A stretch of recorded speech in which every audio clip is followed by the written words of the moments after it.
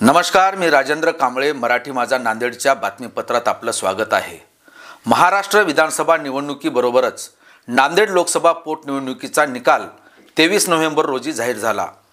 काँग्रेसचे दिवंगत खासदार वसंतराव चव्हाण यांच्या निधनानंतर रिक्त झालेली ही जागा पोटनिवडणुकीत पुन्हा काँग्रेसच्या हाती आली आहे.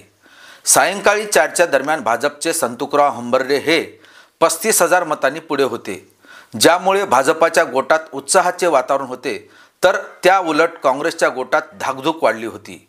परंतु मतमोजणीच्या शेवटच्या फेऱ्यामध्ये काँग्रेस उमेदवार रवींद्र चव्हाण यांनी मुसंडी मारत डाव पलटला आणि विजय आपल्या बाजूने खेचून आणत भाजपाचे उमेदवार डॉक्टर संतुकराव हंबर्डे यांचा 1457 मतांनी पराभव करत विजय मिळवला आहे.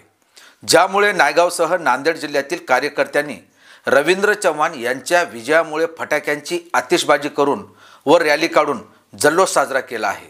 नांदेड जिल्ह्यात विधानसभा निवडणुकीत काँग्रेसच्या अनेक दिग्गज नेत्यांना पराभवाचा सामना करावा लागला, जे काँग्रेससाठी फार धक्कादायक होते. पण नांदेड लोकसभा पोटनिवडणुकीत विजय मिळविल्याने काँग्रेसला नवसंजीवनी देणारा ठरला आहे.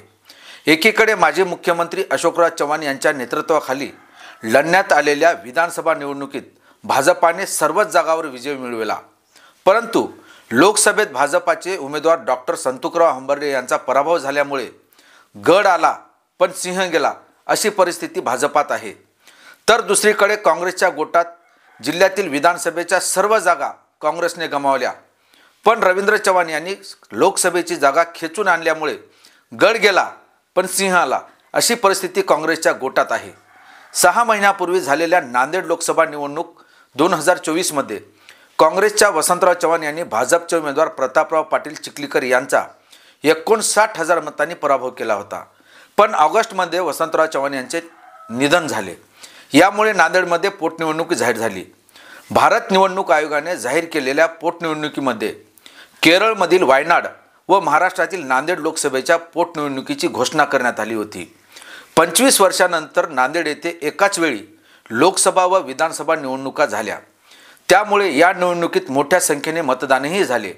गेल्या वेळी जवळपास 61% मतदान झाले होते. यावेळी लोकसभेमध्ये या पोटनिवडणुकीत 67.81% मतदान झाले.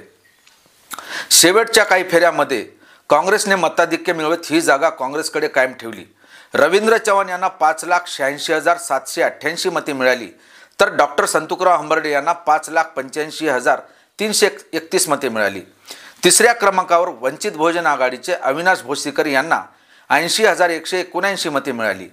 दरम्यान पहिल्या फेरीपासूनच अटीतटीच्या ठरलेल्या या निवडणुकीत EVMच्या मतासोबतच पोस्टल मतेही निर्णायक ठरली आहेत. या निवडणुकीची फेरमतमोजणी झाल्याची चर्चा बाहेरील भाजपा व काँग्रेसच्या कार्यकर्त्यात होती. मात्र कुठलीही फेरमतमोजणी झाली नसल्याचे जिल्हा निवडणूक निर्णय अधिकारी तथा जिल्हाधिकारी अभिजित राऊत यांनी स्पष्ट केले. EVMच्या 27 फेऱ्या व पोस्टल मतांची मोजणी याद्वारे पूर्णतः पारदर्शक पद्धतीने मतमोजणी प्रक्रिया पूर्ण करून निकाल जाहीर करण्यात आला. या प्रक्रियेवर निवडणूक आयोगाने नेमलेल्या 2 वरिष्ठ निवडणूक निरीक्षकांचे संनियंत्रण होते.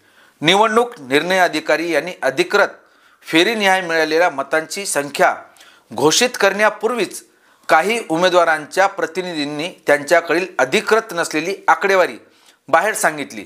त्यामुळे बाहेरील कार्यकर्त्यामध्ये आणि मतदारामध्ये संभ्रम निर्माण झाला होता. मात्र पारदर्शी पद्धतीने पूर्ण कारवाई करण्यात आल्याचे प्रशासनाच्या वतीने स्पष्ट करण्यात आले आहे.